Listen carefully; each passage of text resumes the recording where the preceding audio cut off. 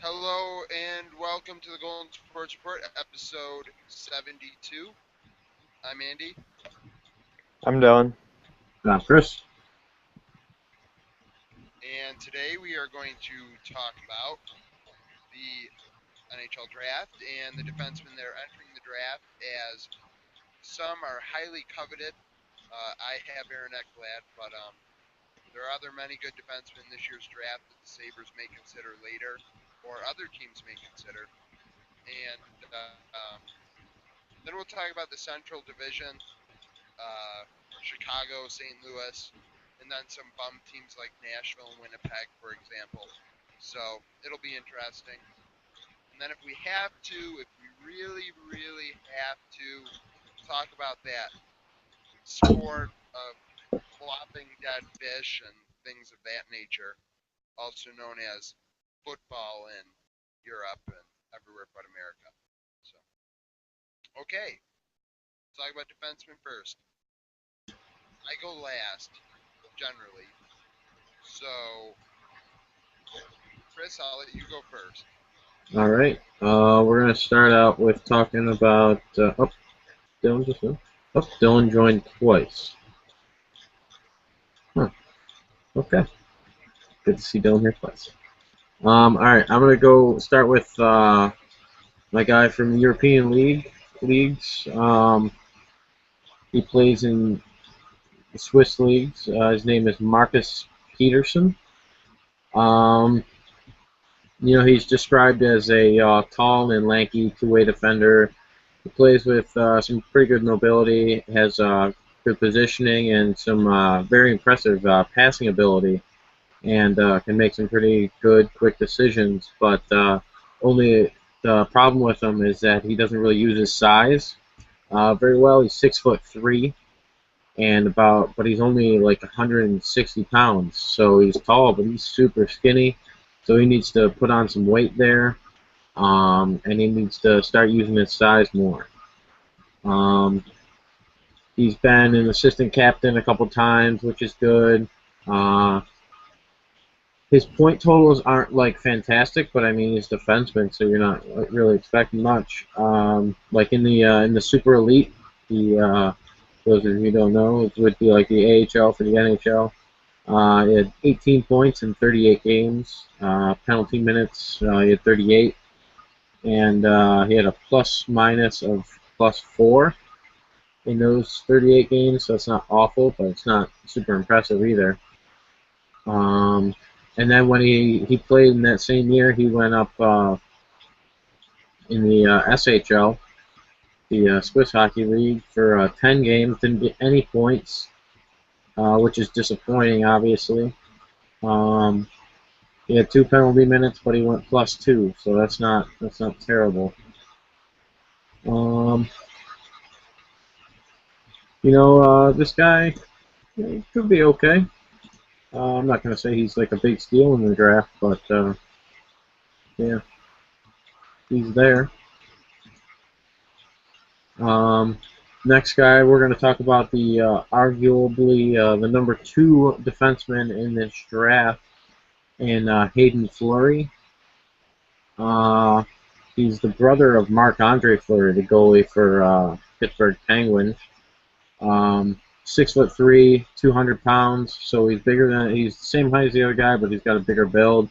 He's described as a big physical blue liner who shows some good offensive ability. He's strong and balanced on his skates, keeps his head up, and understands developing plays. He rubs opposing forwards out. Oh, that just sounds wrong. And isn't shy to make a solid hit. So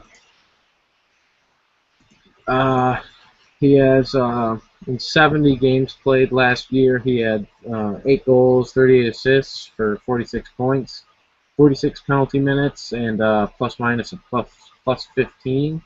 So he wasn't terrible. He was an assistant captain last year. So he's got that good leadership role. My only problem with him, like all these stats seem nice, especially the plus 15. But my problem with him is that he's his brother's brother. And Marc-Andre Fleury makes a good goalie for like the regular season, and he's all right, but he's not like anything huge. But like he just collapses during the playoffs. So if things get big and you have to rely on this Hayden Fleury kid down the line in the future, can you trust him? Like maybe does it run in the family? I don't know. But so far the kid's looking pretty good. Let's see who gets it. Yeah, those guys are definitely respectable. Peterson was ranked as the highest European defenseman. So should be interesting to see where they go. The Sabres took Ristolainen last year, so yeah. Yeah. Dylan, who are your defensemen? All right, so I'll start with my European defenseman. His name is Dominic Mason, out of the Czech Republic. He's known to be pretty versatile, and in last season he played in the Czech Republic Junior Leagues where he had 21 points in 39 games, which is solid. And he's projected to be, as I mentioned before, he's versatile. He's got good size, 6'2", and so he's good back in your own defensive zone, and he's a threat from the blue line. He could work on his hitting a bit, but that's something that can be developed, and something good that they've been saying about his game is that he displays a good amount of consistency and has improved throughout his career at the different levels. And he even captained Czech Republic under-19 team in the 2013 World Junior A Challenge, where I believe he had 2 assists in 4 games. So he displays leadership qualities. He's consistent. He's been improving, and he's not exactly the highest ranked guy at defense according to the Central Scouting. He's the 18th European skater. So if you get him later in the first round, he could end up being a very solid addition for a team looking for defensive help. And in terms of North American defenseman, I chose to go with Anthony DeAngelo. Last year in the OHL, he had 71 points in 51 games with 15 goals, 56 assists. So he puts up great point totals, but there are questions that I've read about his maturity and also his defensive game. Apparently he takes a lot of risks on the ice, so people are saying that if you draft this kid, you may have to pair him with a very good defenseman who can cover for him if he takes risks. And he's sort of, while I was saying that Mason's more of a safer pick, I think DeAngelo is one of the more riskier, but it's high risk, high reward, in my opinion. You could take this kid and he could come in and be great. I've read comparisons in style to Mike Green of the Washington Capitals. As you know, he was 70-point defenseman a couple seasons ago, although that comparison was mostly in terms of style and not quite talent. And they say that DeAngelo can develop his defensive game. It's just a matter of will he do it, and teams know that it might be a gamble that if they take this kid whenever they do. So he's shown he has the potential to be great offensively, but when you're drafting a defenseman, you obviously want him to be sound. I assume you're looking for more sound defense than point production in most cases. But I think he could. There's a good chance, I think, that he ends up making a team very happy once he's developed and in the NHL, because he likely won't be right away, of course.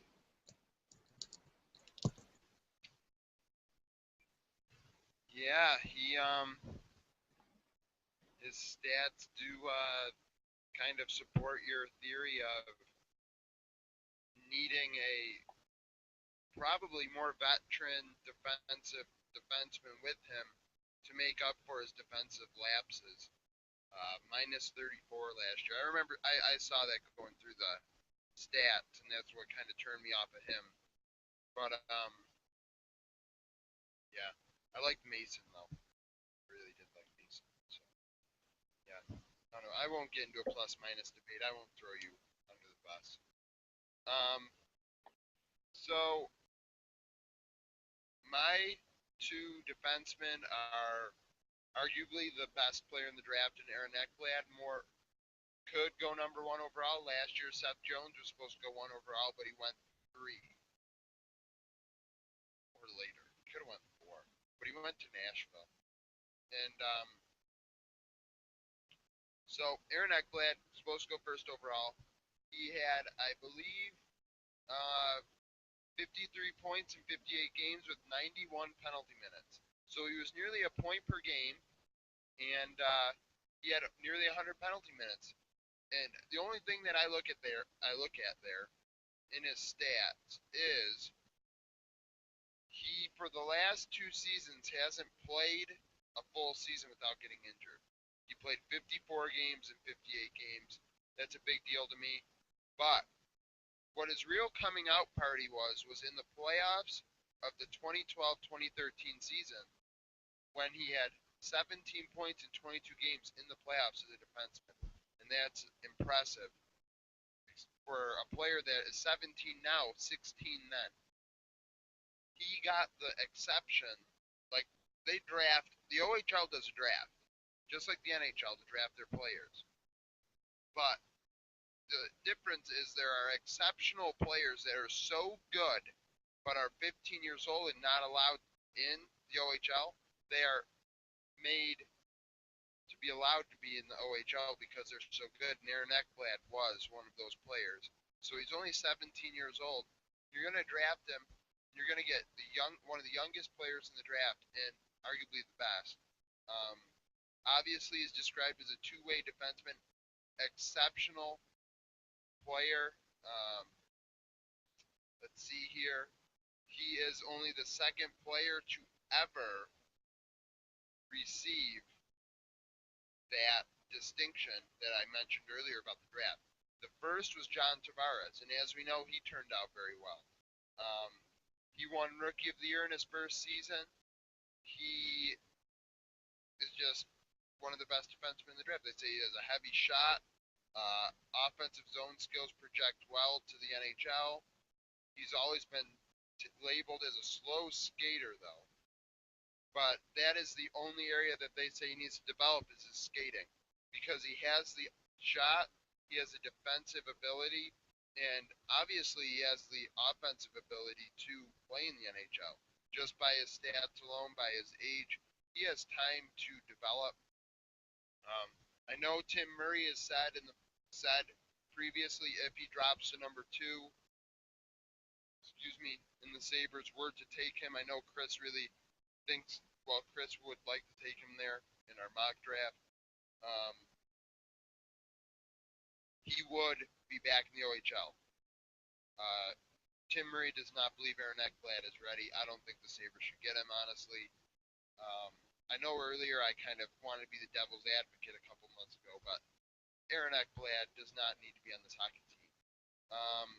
Unless you want to get rid of Tyler Myers, which actually that sounds like a pretty good idea. So, Aaron Ekblad, that's a thing. So my European skater is kind of a sleeper. He is the 22nd ranked international skater, making him about the 8th defenseman. So he's probably going to go in the second or third round. But he caught my eyes more than anybody else out of all the European guys that I looked at. He had 34 points in 45 games, 54 penalty minutes, and a plus 15 in Frölunda as an assistant captain. So he's playing in the Swedish junior leagues, and he's putting up 34 and 45. That's pretty good for a player in Sweden. If you look at Peterson, Peterson wasn't putting up any numbers. Mason putting up some numbers, but this kid's putting up 34 and 45 with 50 penalty minutes and the plus 15. And I value plus minus. I don't feel it's coincidence that you're a plus 15 or a minus 34. I feel like you don't have that good or bad of luck to end up like that. Sure, it may take a little luck, but I'm sure you screwed up on a lot of those plays. And yeah, so uh, his description is Bergman is a physically impressive defenseman who isn't shy about throwing his body around. He is one of the better skaters in the European in the European rankings and one of the better skating defensemen in the draft. He is great at making that first pass, which is very important in the league when someone's forechecking, getting the puck out. We saw in the playoffs the Kings just had a nasty forecheck, and that's what got them where they needed to be. He is active in all three zones. He's developing very nicely, and he has impressed in just the 2-3 years he has played in the Swedish junior leagues, which is more than most other defensemen that were playing in the Swedish junior leagues. The only thing against him is because he's been in the league for such a short period of time, he needs to read plays better. He needs to get up to speed better. Um, I don't know how much better you really can be. 34 and 45, a guy that's responsible in all three portions of the ice and stuff like that. It's hard to say that he needs to improve just in the Swedish Junior League. It seems like he's mastered it. But Frölunda is so good that he can't even crack their top defenseman in the Swedish Hockey League. So he's stuck in juniors, and he can't play in the big boys. So they say he has to pick up his game, or else he won't move up there. I would draft this kid in the second or third round. He's got potential. He hasn't really gotten the opportunity he deserves. Next year he will be in Sweden, obviously. So second or third round picks rarely play in the NHL in their first year, so that's fine with me. So yeah. So if you like any of those defensemen, if you have a defenseman that we didn't mention, comment below. Um, we'll talk about it. We'll consider it for our mock draft in 1 week. Please stay tuned for that next week, 8 o'clock. We should have all four of us on. If not, we'll have to fix a lot of problems. But should be good. It should be as good as our NFL mock draft. So that's the thing. So that's a draft, and we'll talk about the Central Division now. Because I rambled for 10 minutes because this is a one-man wrecking crew because I ran. So, Dylan, I'll let you go first. You you can just start off. The first part is Chicago, Colorado, and Dallas, 3 playoff teams. All right, so I'll just do them in that order because most convenient. Chicago, obviously a very good team. They showed that throughout the season and playoffs, but in terms of what they should address this offseason, looking at the prospects on hockey's future, they have a good number of a lot of centers and defensemen, it seems. But what sticks out to me is their lack of wingers, and goaltending is okay. You can make your arguments about Corey Crawford and if he's going to be sticking, or if he's a permanent fixture in Chicago for the next however long, or if Antti Ranta is good enough to be the guy to take over the role at some point. So you could make the argument for goaltender, but looking at their depth, I think they could use some wings, and because in terms of their NHL roster, they're pretty set right now. Whether make a couple free agent acquisitions, maybe. They are losing Michael Handzus, though. Well, not letting him go. So that's something they'll have to address, and that might just come via their prospects, because I've heard a lot about Toivo Teravainen, who I'm personally a fan of, and that's the name I'm most familiar with in their group of prospects.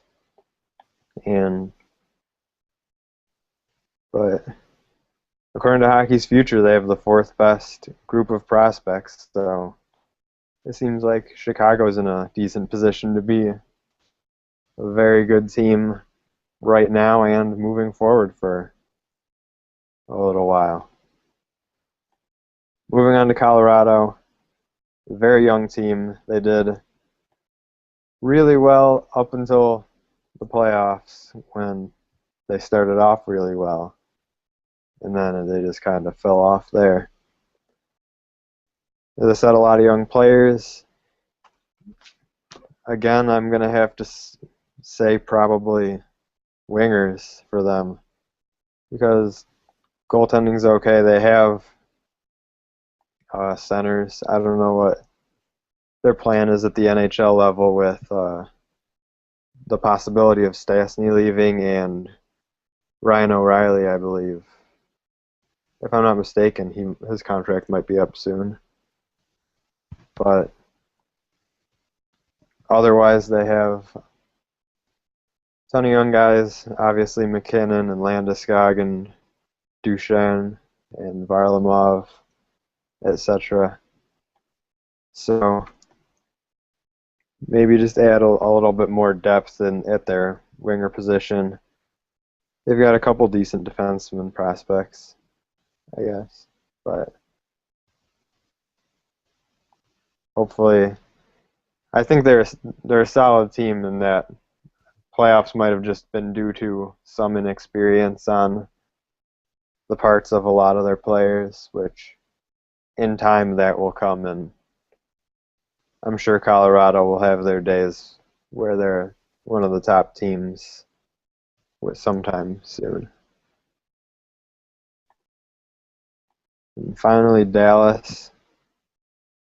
I'm going kind of fast, but Dallas's AHL team just won the Calder Cup, so they've got good young guys who can come up. Their team is also young, with Ben Sagan, Roussel, Alex Chasen, Kari Lettinen's getting up there, I believe. He's low 30s, if I'm not mistaken.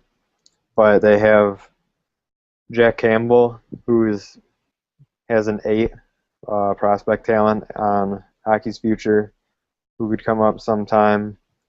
Obviously, if their AHL team just won the Calder Cup, I'm sure there's a couple guys that they could consider bringing up to the NHL level if need be for next season. So that'll be interesting to see who they can bring up. They've got a good young team. They made the playoffs. I'm sure they're going to do it. I don't want to say I'm sure they're going to do it again. We're not at the point to make predictions yet. But another team, their prospects are ranked 9th on Hockey's Future. So they've got pretty good ones all around. Good young guys in the NHL. They've got Jyrki Jokipaka, that's just fun to say. I have no idea how good that kid is. But so might be my new favorite name in hockey. But all three of these, well, Chicago is obviously really good now, but Colorado and Dallas seem to have their young teams to where they just need a couple depth additions, and they'll be, I think, fine moving forward. I want to look up this player. Jyrki Jokipaka. Jyrki Jokipaka. I sent it in the chat. It's because JYRKI JOKIPAKKA. It's a soft J. Soft J. Ooh.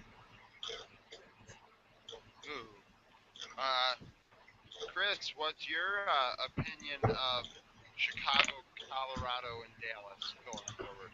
I'm going to start with Chicago here. They have a pretty decent prospect pool.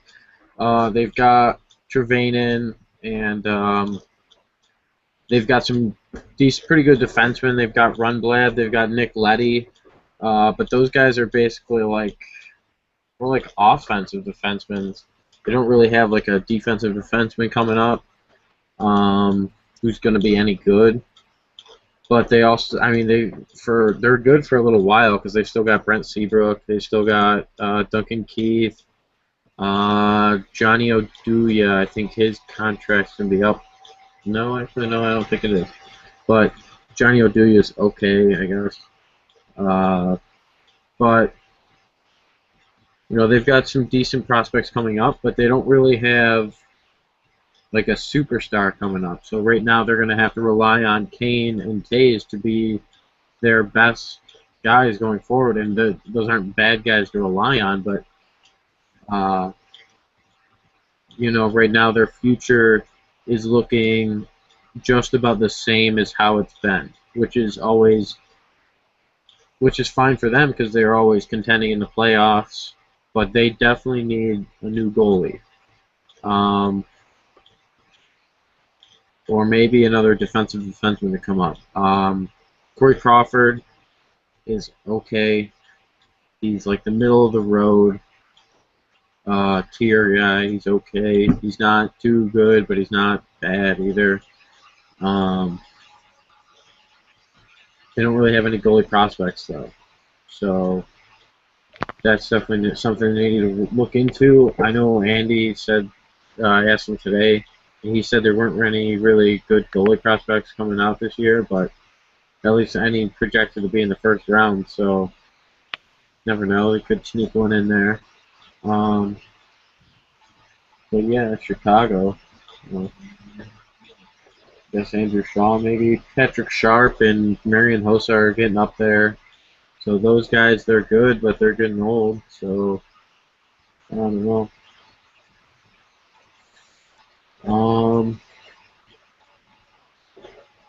What did I go Emerson too? That's good. So that was Chicago. Colorado Avalanche is their future is here, and their future is right now. This is a team that has completed its turnaround. Maybe has a few more defensemen to look into. They've got Tyson Barrie, who's coming up. He looked pretty well last year. They've got Eric Johnson, who's a pretty good defenseman, but he's like 27, so he's pretty much in his prime right now. Let's see, let's go into this thing. They've got some okay goaltending prospects, but nothing big. A few more defensive prospects that are going to be okay. Semyon Varlamov is going to be all right for a little while longer, but he's nothing special, that's for sure. But they've got this guy named Nathan MacKinnon, who is probably going to be the best all-around player for out of the draft that he had. I think Jonathan Drouin. I think Tampa Bay got a steal there with Jonathan Drouin falling to him, because I think Jonathan Drouin's going to be one of the best snipers in the league pretty soon. But Nathan MacKinnon's going to be a really good center. They've got Landeskog, who's only like 21 years old or something. Pretty sure Landeskog's like 21 or 22 years old. Duchesne's only like 23 or 24, and these guys are already, performing like top players in the league. So, well, maybe not top players, but they're performing pretty well. They're probably going to end up losing Stasny, which sucks for them. Because Stastny's a good player. I'm pretty sure he's their captain as well. I could be mistaken. They're trying to shop around P.A. Parento because he didn't work for them. Like he did okay, but I know they're trying to shop him around a little bit, and I think they're losing Riley, trying to buy out O'Reilly, or something's happened with O'Reilly. I know Dylan said something, but I don't know. I think he's still got a couple more years on his contract, or more, maybe one more year. Could be wrong though. Andy's shaking his head there like I'm wrong, so I'm gonna assume I'm wrong. He's a restricted free agent. Well, there you go. He's a restricted free agent. So he's restricted, which means that Colorado gets first right to him, and any teams that make any offers, they can match him and go to them. So, but other than that, Colorado's okay. They're not. Yeah, their future's here and now. They've got some really good players coming up, and they're going to be good for a long time. Um, Dallas. Gonna move to Dallas here. They've got Tyler Sagan, who worked really well for Dallas alongside Jamie Benn. Unlike, Sagan wasn't working out for Boston, so they traded him, and he's working out well for Dallas. I think both teams won in that trade. So, there you go. Tyler Sagan, Jamie Benn for Dallas are going to look pretty good. This is the team Valerie Nichushkin's on, right? Yes, yeah. Valerie Nichushkin's gonna be pretty good. Um, they've got some other decent prospects coming up. There's Devon Shore center. Um, their goaltending right now, Kari Lettman, right? Right here. Yep. Yep, Kari Lettman. He's okay, but he's 30 years old, so he's maybe got 2 or 3 good years left in him, if that. He was anything. He was never anything big anyway. But they've got a goalie prospect, Jack Campbell, who is supposed to be pretty good. He can be, a top guy. He could become a starter, but apparently he hasn't looked very good. Apparently he hasn't looked too good, but I don't know. That's about it for Dallas. They've got some good defensemen coming up. They're doing okay. I think Dallas has some more stuff they have to do for sure in order to be a top club again. But the pieces are in place with Jamie Benn and Tyler Sagan. So yeah, a couple good drafts. They made the playoffs, so they could be only like 1 or 2 good drafts away from being a real contender. Yeah, being a playoff team, they have the potential for sure.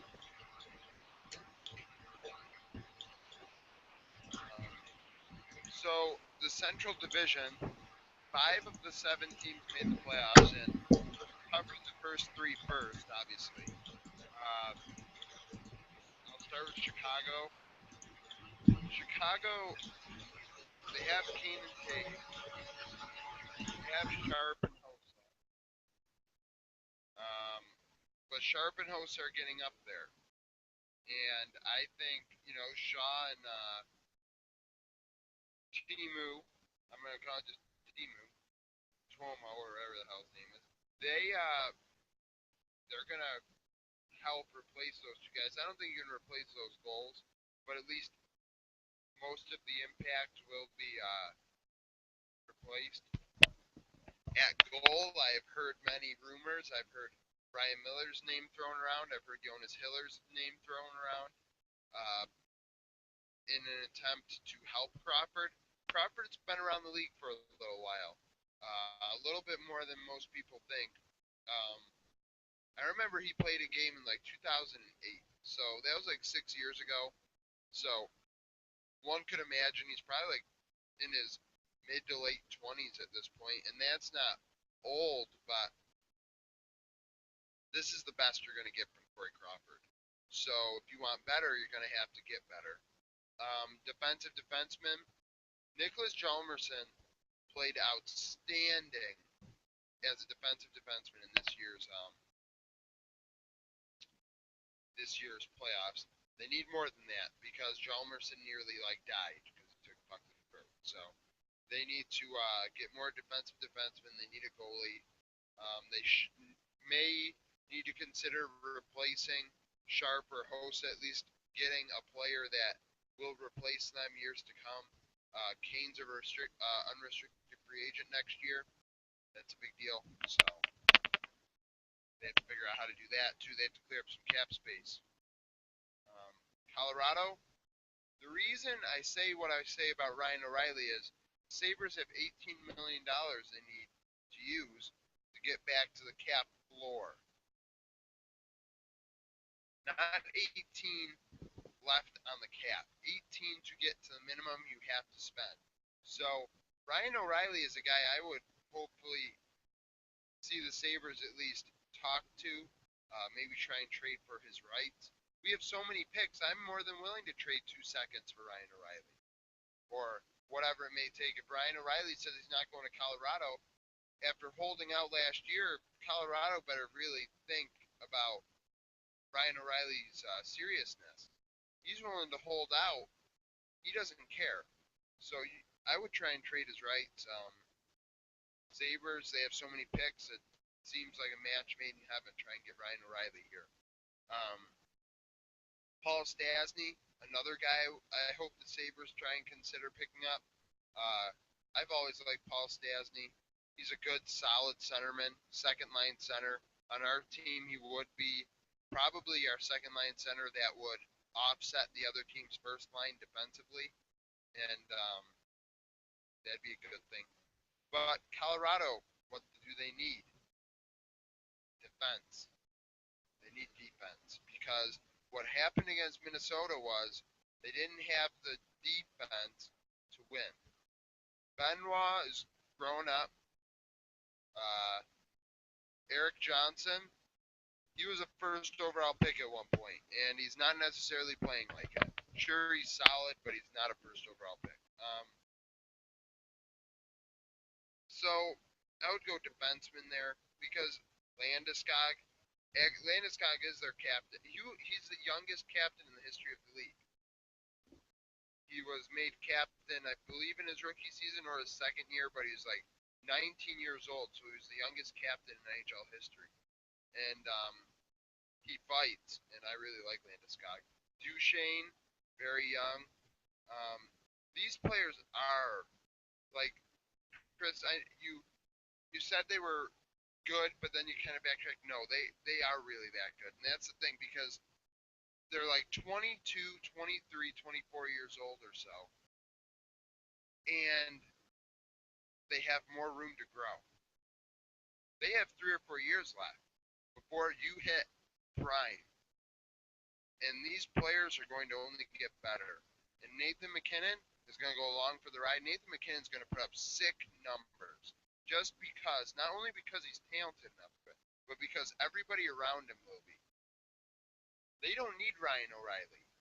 Really, if I'm Colorado, you don't need Ryan O'Reilly.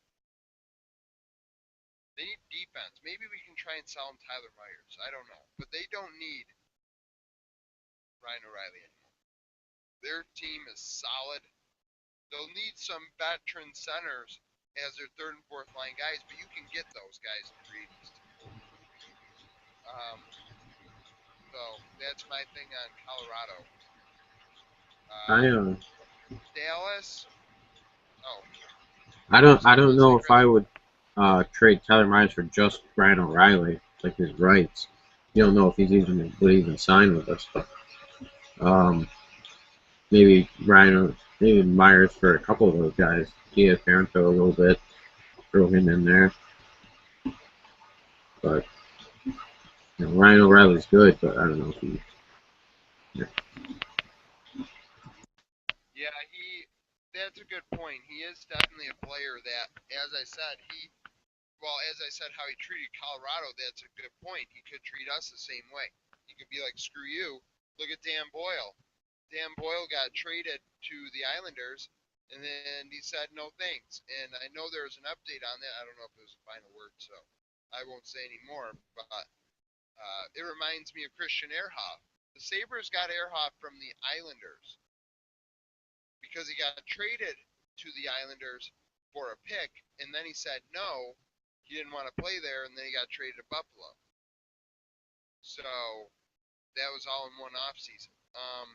So that's the thing. Dallas, probably the worst team to make the playoffs out of these five. Um, I don't know how they did it.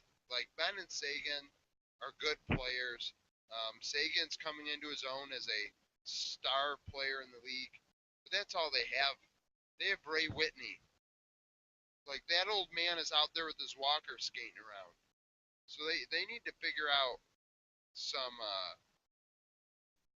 playmaking forwards.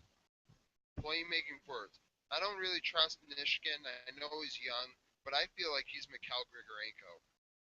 Well, I think he's a little bit better than Mikhail Grigorenko, but I'm not going to label him as a player that's going to turn out being a stud. I know I judge players too early, but that's kind of my thing. Jack Campbell, he's supposed to be compared to John Gibson in similarities of potential. So Jack Campbell, I would give him more starts this year and see what he can do. If I'm Lindy Ruff. One thing with Lindy Ruff is he rarely will do that. Give his backup goalie a lot of starts. So that's the thing. Okay, now the second half. Minnesota, Nashville, St. Louis, and Winnipeg. Chris, I'll let you go first because I had Dylan go first last time. Alrighty, we're gonna start with Nashville here. Nashville needs some forwards. Plain and simple, they need forwards hard. They've got Philip Forsberg and this Pontus Berg guy. Philip Forsberg's supposed to be okay. Well, he's supposed to be pretty good, but we haven't seen much of him. But they need scoring forwards. They need playmakers, snipers, whatever. They've got some old men playing there right now. Trying to bring up the thing here. They've got guys like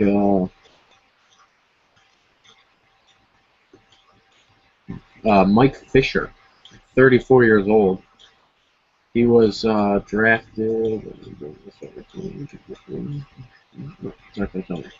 But they've got guys like Mike Fisher on the team, and they've got some okay prospects forwards-wise. But their best prospect is Seth Jones, and he is a stud defenseman.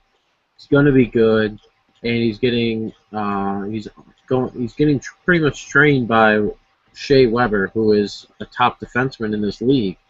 So, they're okay. They're pretty good on defense. They could use maybe some more prospects wise, but they're not terrible on defense. Goalie wise, they've got Pekka Rinne, and Rinne, he got injured most of last year, but he'll be back. But he's also going to be like 32 or 33 years old this year. So, and they don't really have any other prospects down there in the goalie wise, so they're going to have to go there, maybe goalie wise. They've got some good physical forwards, but no scorers. They really need to get some scoring forwards there. They have a pretty bad hockey team. It's not. They've got a lot of work to do for sure. Next, we're going to go to the Minnesota Wild.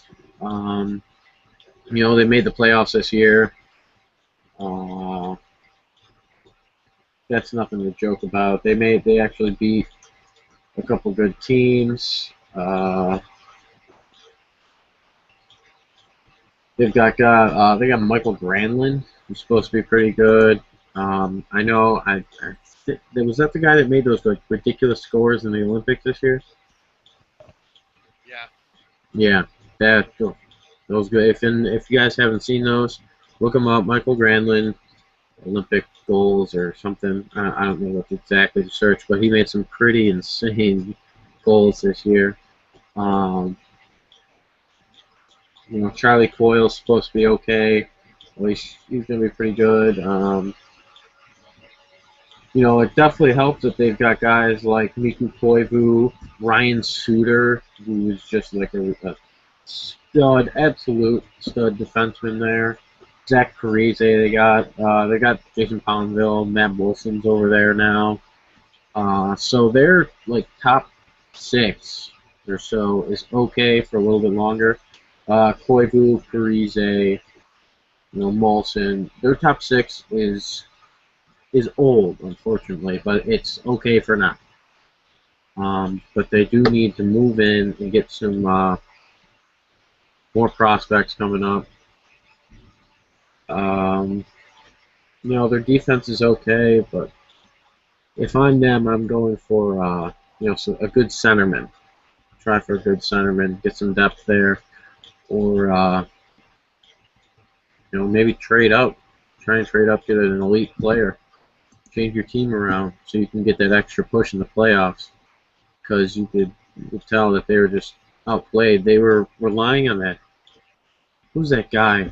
Plays on their like third line, and he always Niederreiter. He scored like 4 overtime goals throughout the playoffs. He just kept winning them games. You can't rely on Niederreiter to score all your playoff goals. Like you just kind of got lucky there. Andy. Yeah. He was a 4th overall pick with the Islanders, and he told the Islanders he wouldn't play with them, so they had to trade him away last year. So that's kind of his background story. Wasn't he upset because they were going to keep him down another year and he wanted to come up right away? And then that's why he wanted to be traded? Well, 4th overall pick is nothing to joke about. He's told the Islanders flat out, I'm not going to play for you. Why would you not want to play on a team with John Tavares? That's nuts. Islanders must. Yeah, true. Yeah, Islanders must have a pretty shitty team. Like, the fans have got to suck. Stadiums, the arena's got to suck. Locker rooms got to suck. Something's got to suck so much that people just do not want to play there at all.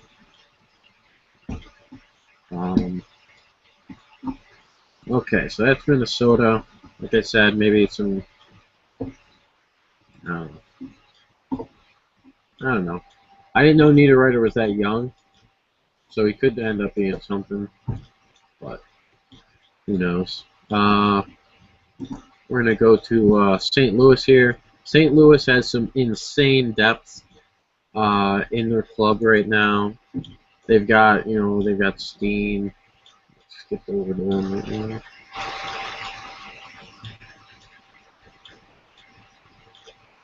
Okay, yeah, they got Backus, they got Bowmeister, they've got Kevin Shattenkirk at defense, and then they've even got this little guy named Alex Pietrangelo, who, I think is the best defenseman in the league. Andy says Drew Doughty. I think Drew Doughty's the best offensive forward, maybe like the best, like, I don't know. I think Alex Pietrangelo is the best, personally. He played really well this year. But, if you got a guy like that on your team, your defense is going to be set. And the guy's, like, young. He's, like, 23 or 24 right now. So your defense is going to be set as long as you can keep him on your team for a long time.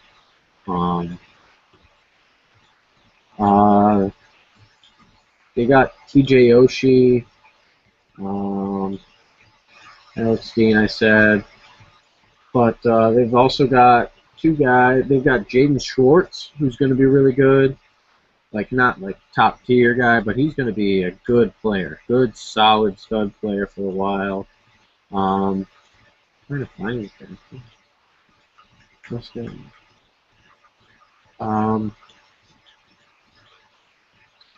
We've got Tarasenko, right? Yeah. No. Yes? Yes. Tarasenko. Where's the page? A lot of these guys aren't listed on here because they're already like on the team, so they're not listed in the prospect pool. But they've got, I know they have Tarasenko, and there was someone else they had. It might have been Shorts that was in the same draft class. But yeah, yeah. There's Tarasenko.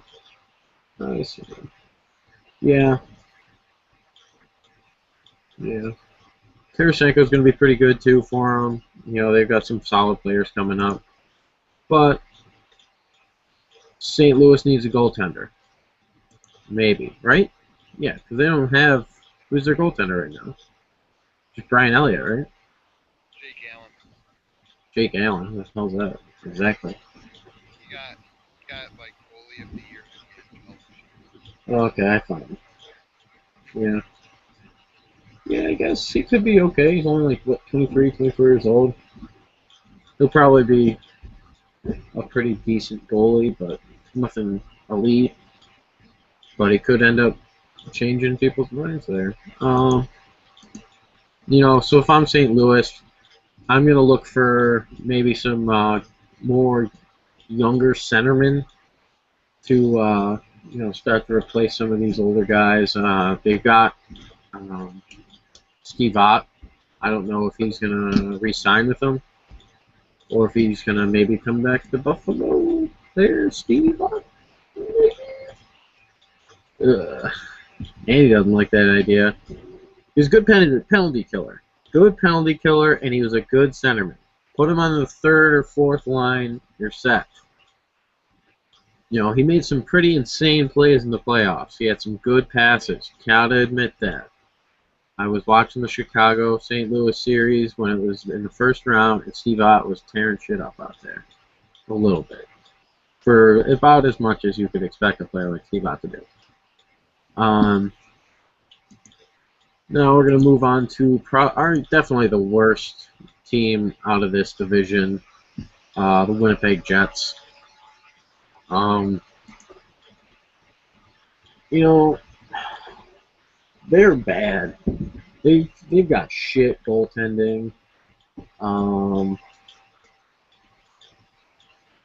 They just suck. They're really bad. They've got a really bad team. If you're wondering what I'm looking over there, I got like a roster thing going on my TV going on over there. Yeah, they've got, but good thing is they've got a lot of good, solid defensemen coming up. They've got the highest ranked defensive prospect besides Seth Jones. Seth Jones didn't have Hockey's Future ranked for some reason, in Jacob Trouba. He's only like, he's a smaller guy. He's like, what, 6'2"-ish, I think? I don't know. Let's find him here. 6'2", yep, 6'2". But this kid, already ranked, you know, super high. They've got Zach Bogazian, who's supposed to be pretty good. And they've got, I don't know if he's going to be, Andy's making a weird face. Andy does that a lot, though. He's got a weird face in general. Dustin Byfuglien is he's a big guy, okay? Dustin Byfuglien's a good scorer, big defenseman. He's going to be good for a while. Tobias Emstrom's okay, I guess. Let's get to the forwards. They need some good forwards. They got Mark Scheifele, maybe? I don't know, I can't. Okay. Goodness. Let's get to this prospect pool here. Nothing huge here. You know, they've got crap goaltenders, like I said before, but they could use some wingers. They got a decent amount of centers, but they're also trying to shop around Patrick Kane, Evander Kane, who's only like 22 or 23, and he's already a really good sniper. He's got ridiculous speed. You know, maybe we don't shop around Tyler Myers to Colorado. Maybe we're like, hey, Winnipeg, you want some Tyler Myers? Or even, you know what? The Winnipeg needs goaltenders. Hey, you want a little bit of Michael Newsworth or Jonas Enroth, whoever we decide we're not going to go with as a starter, or maybe Give some him Matt Hackett. What? give all of the goalies. Yeah, right. Hell, man, I'll trade both goalies. Bring up Matt Hackett as the starter with Nathan Lewin as the backup for the whole year next year. We'd have a terrible year, lose for McDavid, and then we'd have a top line of Evander Kane, maybe Sam Reinhart, and Connor McDavid in the coming years, depending on who we get in this year's draft. And I then like that idea. and then the Islanders are the second worst team next year, so we end up with McDavid and Jake Eichel.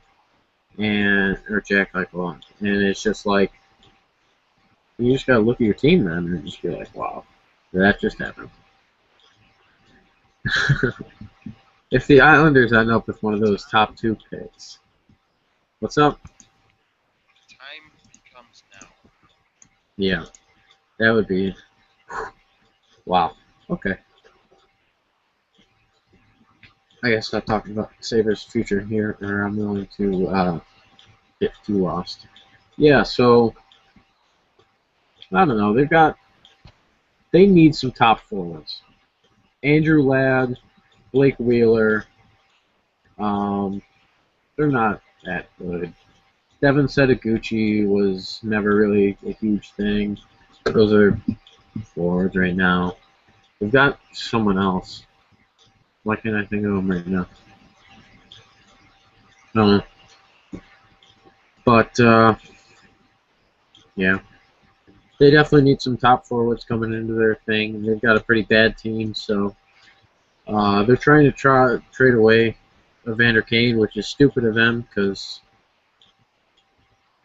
he's going to be a top guy soon. So, obviously, they just want some more picks. Trade away a couple, maybe a second round, maybe a couple second rounders, and Neuwirth or Hackett, and just be like, here, we'll take some of that, Evander Kane, and then trade Tyler Myers for Jeff Skinner in your Colorado. See, this is why I can't do this. Hmm. Hmm. Only a couple shows away. The draft is 10 days away. I'm excited. Hmm. All right. Very excited. Uh, right. Dylan, it is now your time to give your opinion of these four teams. Sounds good. I'll start with the Minnesota Wild. They do have pretty good young players in Darcy Kemper and Niederreiter and Granlund and Coyle. They have a lot of guys to resign this offseason too, as well. I know the biggest rumor was Thomas Vanek about that, and I don't know if they're going to re-sign Matt Molson or not uh, at the moment, but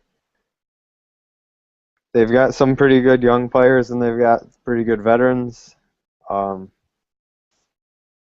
think their goalie's fine. Kemper's a restricted free agent, but I feel like he should be given most of the workload because Backstrom and Harding can't stay healthy.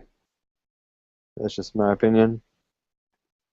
And they do have some pretty good prospects down there in terms of Jason Zucker and Matt Dumba. etc. So they're in an okay spot. I think via the draft, I don't know exactly what they should target, but I think it would certainly help them this offseason to be looking more at the available free agents and someone that's going to help them now rather than focusing on. Well, I mean, they shouldn't ignore the draft, but in a couple of years, I mean, who knows? Obviously, Parise and Suter are around a while because they signed those huge deals, but who knows how long some of the other guys like Koivu and will be around. So Minnesota, I was surprised they got past round one, and a good an addition. Thomas Vanek could be an addition that pushes them even farther. I'm tripping over my words, but of course I know. I'm sure there's some people that are going to argue that signing Thomas Vanek would be a waste of money and et cetera, et cetera. He didn't do that great in the playoffs and all that fun stuff. I think he would really help the team. So Minnesota, if I had to choose, I'd say just probably add a little bit more in terms of like depth players at the forward position mostly, but I don't think they're that far off from being. Now I'm not saying I don't know. If they sign Vanek, I'm still not going to predict them to even get to the conference finals or the cup or anything, but I think they'll be a solid team. Even though I said earlier it's too early to make predictions, I just made a prediction, sort of. Whatever. So that's it on Minnesota. Didn't have a whole lot to say about them. In terms of Nashville, definitely go for forwards. They have good defensemen, and obviously Shea Weber. He's a Norris candidate. I think you guys are doing predictions on Sunday. Seth Jones, who's been mentioned earlier. They traded for Michael Del Zotto.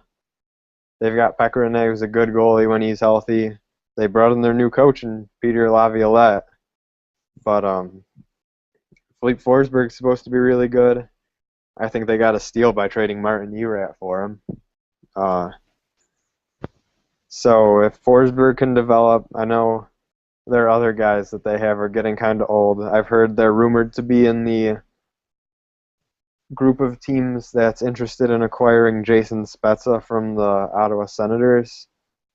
He's not, of course, he's like 30, so he's not really old, but he's not young either. I think he'd be a good fit with Laviolette, and he can come in and help the team because, I mean, any forward addition would help that team. Although they have the 11th pick, so they weren't. I'm making jokes about teams that were better than my favorite teams, but definitely they have the 11th pick, so as I just mentioned, so I think they could get a decent forward. Nobody that's going to be up right away, but I don't think this team's going to be winning right away either. So bring in Spezza, maybe he can help out some of the younger guys. That team can improve as a whole moving forward. And because I know there's always been the Shea Weber rumors, and I don't think those rumors are going to go away, but I don't think he's going to be leaving Nashville anytime soon. So, moving on to St. Louis is next. Now that it's basically official that Ryan Miller will be leaving, possibly to Anaheim. Sean's not here, so it doesn't have the same effect making the joke. But I assume Jake Allen and Brian Elliott, I don't know who's going to get the majority. You would imagine Allen's going to be the guy going forward, but is he ready to take on a huge workload just yet? I'm not sure. Chris mentioned they have tons of depth, obviously with Backus, TJ Oshie, Jaden Schwartz, Tarasenko. Pietrangelo, Shattenkirk, Bouwmeester, etc. So they're a really good team. Obviously, they didn't do that well once they got to the playoffs, but they were facing Chicago, so it's not the easiest opponent, is what I'm saying. But who knows what they'll do with Steve Ott? As Chris mentioned, he's a good depth guy to have. He's an unrestricted free agent. Derek Roy and Brendan Morrow are also unrestricted free agents. I don't think those are guys that are necessary to re-sign. But Berglund, Sobotka, and Jaden Schwartz are all restricted free agents. It's not too often that restricted free agents leave, but those are definitely guys that I would look to keep if I was St. Louis's GM, Armstrong, I think. And in terms of their prospects, Ty Ratty is supposed to be pretty good. I know he was up. I heard there were rumors that he was up there on Murray's wish list when in negotiations at the deadline between the two teams, but he was never moved, obviously. So he could come up, help the team. The other players like Schwartz and Tarasenko should only get better. I forgot Steen, he's there. And fun fact, they're another team I heard to be rumored to be interested in Jason Spezza, although I view that as a lot less likely, just because I think there's a bit lesser of a need. And I mean, he would come in and be their second line center, but it would be an interesting move to see, I guess. And last, and probably the least, definitely the least, the Winnipeg Jets. Yeah, there's just a little thing. In our mock draft that we're doing next week, the Jets are one of my teams, and Andy didn't expect anybody to want them. But part of the reason I took them is because they're one of those teams where I can take anybody and it's a good choice. But they do have good young guys in Evander Kane and Scheifele, Trouba. Of course, the Kane rumors are around. They could use a goalie. Pavlich isn't that great. I know most of the rumors are around Evander Kane, but I think it would be smarter of them to look to move Ladd or Wheeler or Bufflin or Enstrom or one of those guys while they still have value and maybe get something in return. Trading Evander Kane would certainly be a big move, and a lot of people question why would they do that, trade their best young player in this stage with their team in this position.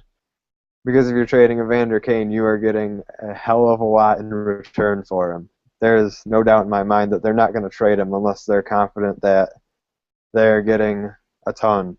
And he's going to be worth a lot. So, I mean, they're not going to give him away. But if a team has the prospects and picks and player package that they like, then they could be willing to pull the trigger. Because ultimately, with the amount that I personally would expect, I don't exactly know what it is, but I'm sure that something that they view worth Evander Kane, in my opinion, is something that's going to help them be a better team eventually. They're not going to trade him for nothing, but so I think that's something I would be, to be completely honest, I'd be surprised if they traded Kane, but if they get a sizable offer for him, then I wouldn't be surprised to see them pull the trigger. And in terms of they don't have, after the guys, a couple of the guys that are already up there, and Trouba, Scheifele, and Kane, who's still young, according to Hockey's Future, their prospects aren't looking that great to me. They have a couple of good guys, Josh Morrissey at defense, and Nicholas Pitan at center. They could use a couple of wingers maybe, but on the whole, I think they're they have a lot of work to do, in my opinion. And there's a couple different routes they could go, but whether it be via trading Kane, trading some of the older guys, or just continuing on with what they have and trying to build upon it. But it's going to take a lot of work, and it could certainly be a very interesting offseason for Winnipeg. And hopefully it is, because if not, then they'll probably have another top 10 pick next year. Yeah, they got shafted in realignment. With they got moved from arguably at the time the worst division with Florida and Tampa to Chicago and St. Louis and Colorado and Minnesota and Dallas. Oh, those are all playoff teams. You're fucked, Winnipeg. Okay. I'm gonna try and fly. Minnesota. I would not be surprised if they try and pursue Vanek. Vanek went to school in Minnesota, so it makes sense. They're probably gonna let Molson go, unless they view that they can't get Vanek. Then I'm sure they're going to revisit Molson. Excuse me, as a cheaper option. Defense, they're pretty solid with Suter, Brodin. Brodin had a great start to the season. They could use defensemen, I guess, but forward-wise, they need a forward. I think they need a younger forward. I know they have Granlund and Coyle, but they'll need a writer. But they just, I feel like those guys are just like, yeah, I don't put my trust in Mikael Granlund or Nino Niederreiter. Like, they're good players, don't get me wrong. Like, they're going to be solid players in the league, but I don't think they will be the top line guys that you need. And I think they need to look at trading up and getting that guy that will put them over the top, because in this division, they're going to need an elite guy. Right now, Zach Parise is, but I'm walking all over myself. I'm contradicting myself on Minnesota. Minnesota needs a young forward. Nashville, a shit show. Colin Smith, I think. Colin Wilson, Craig Smith. Those are two of their four centers. They're bad. Well, they're not bad, but they're average, below average centers. Paul Gaustad, we know who he is. Great fourth line center, but it's Paul Gaustad. Mike Fisher, not a first line center at 34 years old. He was never a first line center. And now all of a sudden at 34, he's a first line center? No. No, Nashville. You have Weber. Poor Weber's screwed. He's on this team and they're playing terrible. If he was Russian, he would have pulled a Kovalchuk a long time ago. Seth Jones, great young defenseman. He continues to develop. In net, they have Carter Hutton backing up Pecker, so that's a thing. I think they need forwards, definitely. No doubt in my mind, they need forwards. They need someone to go with Forsberg. Yes, that was trade rape by Nashville on Washington. Erat didn't even score a goal this year for most of the year. I think it took him like 60 games before he scored a goal. He had like 20 assists. Next team, St. Louis. St. Louis is beautiful. I picked them to win the cup because they are absolutely beautiful in terms of their depth, in terms of their young players. Jaden Schwartz is amazing. They better re-sign him. Defense, they're great. Their defense is solid. Their forwards are solid. Their goaltending. Hopefully Jake Allen turns out. If he's solid, then they're going to win a cup. There's no way that this team doesn't win a cup eventually here. Like, excuse me, Colorado, they have to get it before Colorado does. Colorado, 2 more years from now, that team is going to be unstoppable until they hit the Sabres with their 14 picks in the first 2 rounds of 5 years and like just destroy everybody. But like, they need to win now or they're going to miss their shot. So I guess they could use a sniping forward. Like they have Tarasenko, but I think they need a pure goal scorer. They don't need to worry about a defensive guy anymore. They have Backus, they have Shorts, Sabotka. Those are your three of your four centers, and those guys are solid two-way forwards. So I would look at a pure goal scorer as someone that I'd want for St. Louis. And Winnipeg, another shit show. I think they should trade Evander Kane, and I think they should trade all the old guys. It's almost like they need to completely rebuild the team. Atlanta is done, and they need to embrace Winnipeg Jets hockey because this seems exactly like Atlanta. This is no different. This team is no different than Atlanta was. Actually, Atlanta was better because they had Kovalchuk, Heatley, Hossa, Savard. They had a decent team back then. Not great, but at least they had more than one good player on the team. So, in my opinion, I think they need to completely revamp the team. I think trading Kane for a bunch of shit from Buffalo would be a great idea. I think they need to completely rebuild their team. And I think from the ground up, just tear it all down except for you build around Trouba, you build around Patan, I guess, and you just go from there and pick good guys and change this up. So that's my thing. I tried to go through it fast. I went through it in 7 minutes, I think. So yeah, speed, speed kills. And we were worried we wouldn't make an hour. Thanks for watching. If you're this far, give us a like if you liked it. If you didn't like it, then that is what it is. So yeah, we're going to get to our final word. I'm not going to stumble around anymore.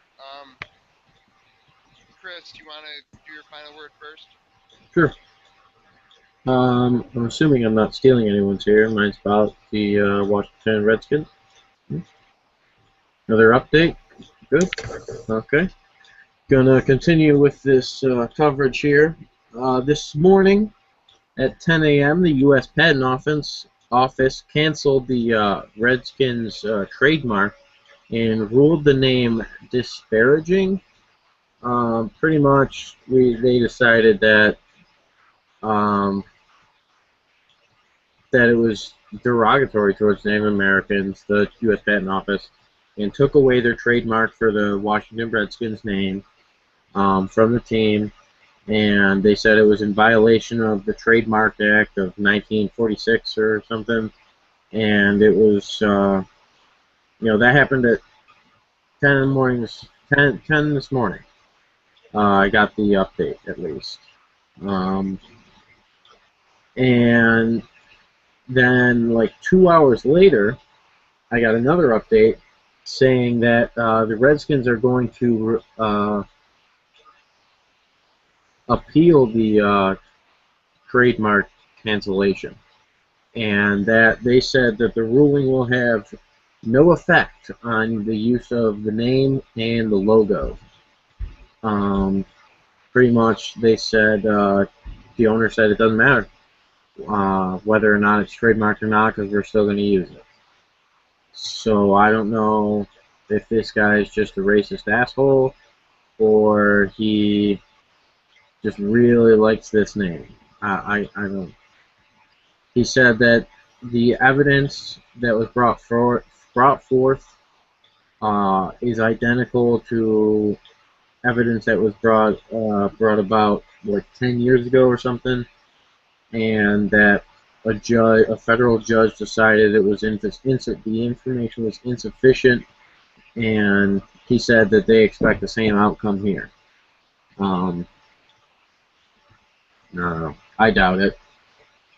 With this day and age, with all the shit being changed around, no, I don't expect it to I expect a judge to be like, yeah, this is real evidence. You got to change your name or something, or take away the trademark, do something. I don't know, but I think they got to change the name. I think it's a stupid argument. Like that's like change your name because it's derogatory and it's racist, and their argument is no, I don't wanna. It's my name. Like that's your argument. That's silly. I don't know. Seems like a child trying to protect something that he named. It's like if you name your pet something really ridiculous, and then your parents can force you to change its name, and then you're just like, no, I don't want to. I want to keep it. I want to keep it. Um, yeah, that's my final word. Um, yeah, I'll keep you guys updated if anything happens. I assume we'll hear about this within the next few days. Hear some about it.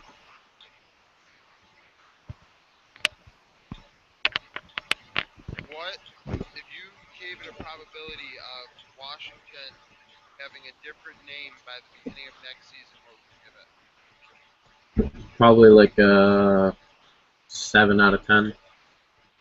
Like, could the owner be forced to change the name? Well, they with all this law stuff that's coming out right now, maybe they could by law do it, but I don't think they can force him as owners to change it. Yeah, I don't know. Like, if they can figure out a way to force him to change the name, then I'd say definitely it will be changed by next year.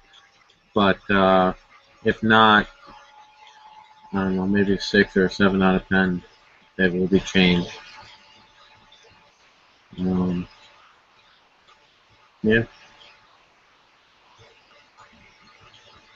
Interesting. Then Nolan, what's your final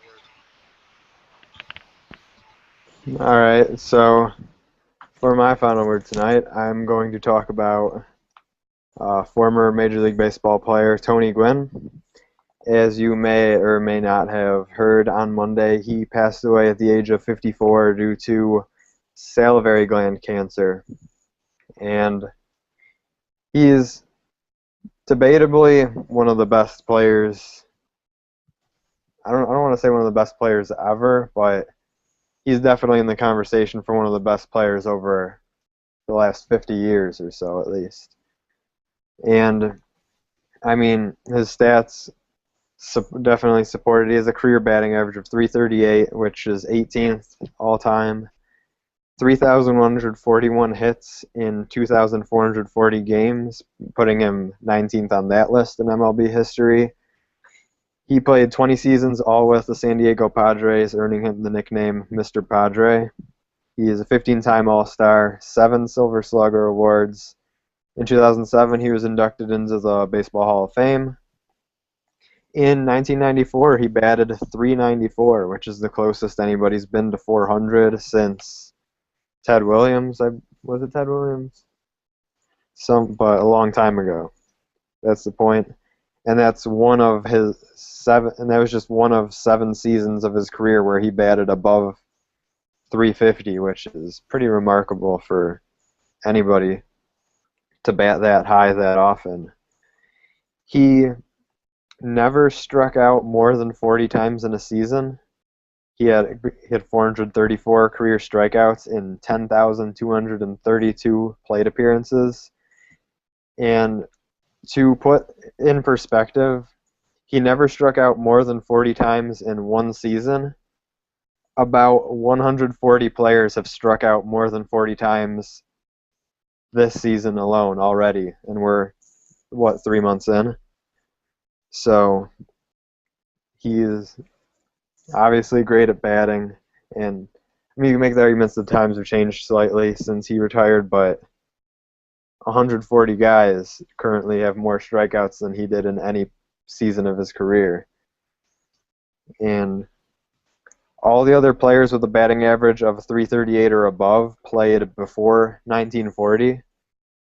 He had 5 seasons of his 20-year career where he had more stolen bases than strikeouts, which that's incredible. I've never heard any sort of stat like that. And he's been known. There's a lot of talk lately that not only is like a great player on the field, but he was always one of the greatest guys off the field as well. And he will surely be missed amongst the baseball community and remembered for being one of the greats of that we've seen in quite a long time. It's sad that he passed away. And that's my final word. What's the moral to the story, Dylan? What? What's the moral to the story? The moral of the story? Yes. I don't know. Don't do chewing tobacco. Yeah, that's a big thing now. People are saying that that was probably the major cause of his cancer, and that players still do it today. A lot of people still do it. It's disgusting, in my opinion. But whatever. No, I guess just let them do what they gotta do. Yeah, that's actually impressive. I appreciate the stolen bases to strikeout fact. That was really interesting because not many times do people get a lot of stolen bases, but he hardly struck out. So that's really impressive. My final word is NASCAR. This week they're racing at Sonoma, which is a road course. It has 10 turns, and some of them are right-handed. Oh, goodness. There are right-handed turns this week. The drivers are going to have quite a problem. They race here once a year. The average speed during a race is 80 miles an hour. The average speed during qualifying is 95. It has the slowest turn in the sport. Turn 9 and 10. Turn 9 is 35 miles an hour, pretty much. If you don't go 35, you end up in a tire barrier, and that's not a good thing. So this race, the track is 2 miles long. There is 150 laps in the race, so that's the thing. Most wins ever, Jeff Gordon, 5 wins. He hasn't won there lately. So yeah, Martin Truex won here last year. He won't win it this year. The special part about this track, not only is it a road course, but certain drivers are just really good at road racing. Marcos Ambrose. They think he's going to get in the chase this year, not because he's one of the top 16 drivers, but because he's going to get a win here or Watkins Glen. And because he's the best guy on these road courses, he may get into the championship, like be eligible for the championship because of his skill at road course racing. The Nationwide Series is racing at Road America this week, which is also a road course in Wisconsin. That's a 4-mile long track, which is the longest NASCAR has ever raced on. And it's like 40 laps long of a race, so every like 10 laps they go down pit road. But what's cool is seeing all the guys in the race that only race road courses. Like they're guys from IndyCar, Formula One, just all over Europe, all over South America, Mexico, Canada. These guys come to these races for NASCAR because they are used to driving on road courses and they see it as an opportunity for a money grab. But they rarely win. They race really well, but at the end it just seems that they don't win. They usually wreck each other. And then like a regular guy wins a race and he's like, I had no business winning this race, but so-and-so ran over so-and-so, and that's kind of how it happened. Road course racing is very interesting to watch. I love watching the whole race. It's probably the only race tracks that I'll watch from start to finish are the ones that every turn there could be a wreck. So it's really interesting. I advise you watch it. It's a lot different than your regular NASCAR weekend with the circle. So, yeah, so that's my final word. Um, excuse me. We cleared the hour and a half point. We thought we wouldn't get to an hour, but we got to an hour and a half. So soccer talk is eliminated again. Sean wants to talk about soccer on Sunday, so we'll probably talk about it then. Yeah. Chris, you want to say something, or Dylan, you want to say something? If you don't like soccer and you like to hear people hate on it, join in Sunday, because me and Andy are gonna hate on soccer hard Sunday. So. Flopping around like dead fish. Dylan, do you have any opinion, or are you going to abstain? Well, I don't want to get into a whole thing as we're sort of wrapping up here, but it's too bad that Sean's going to be by himself on Sunday because I'm working, so I won't be here to help him in the pro soccer side of the argument. I'd rather watch basketball. I'd rather watch paint dry or grass grow. Well, you pretty much are watching grass grow in soccer, though. Full field grass. So. Actually, grass doesn't grow because the players fall on it so often. This is Sunday talk. It's terrible. Sunday talk. Okay, sorry. Oh, getting ahead of myself. If you have any opinions on soccer, comment below. But if you're Sean, don't comment. Keep your comments to yourself till Sunday. Thank you for watching. This was the Golden Sports Parade episode 72. Like, comment, favorite, subscribe. We enjoy reading your comments, and likes make us happy. So, yeah. Bye. You too. Adios.